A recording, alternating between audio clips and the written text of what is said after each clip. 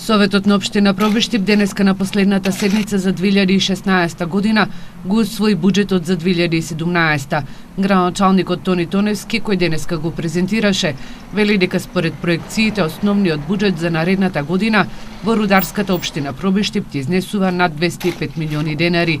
Средства кои ќе се приберат од наплатата на данокот на имот, продажба на градежно неизградено земјиште и од концесискиот надоместок од фирмата Булмак, која годинава го рестартираше рудникот Злетово. Буџетот за 2017 година е околу 205 милиони денари, малку помал во однос на 2016 година. За 2016 беше 209 милиони денари, меѓутоа ние како општина се трудиме секогаш буџетот да го димензионираме да биде реален и токму затоа и го предвидовме како таков буџет. Тоневски истакна дека за наредната година се предвидени околу 50 милиони денари за асфалтирање на улици и локални патни правци во општината, а веќе за дел од нив е и почната тендерската постапка. Со почетокот на градежната сезона ќе почне и нивното асфалтирање.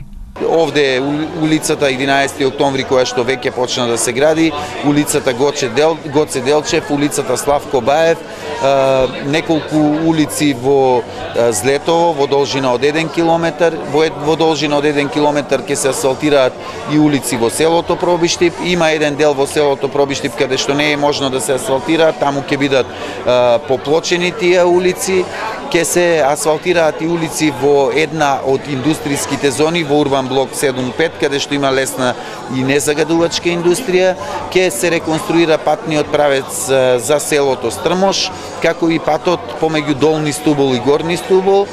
Планирано е да се асфалтира и патот за селото Јамиште.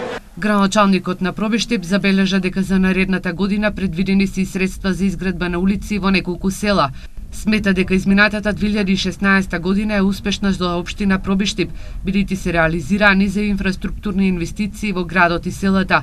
Се рестартираше и рудникот Злетово, а се стави и камен темелникот за изградба на леарницата во новата индустријска зона Неокази. Инвестиција од околу 15 милиони евра, во која се очекува да се вработат над 200 лица.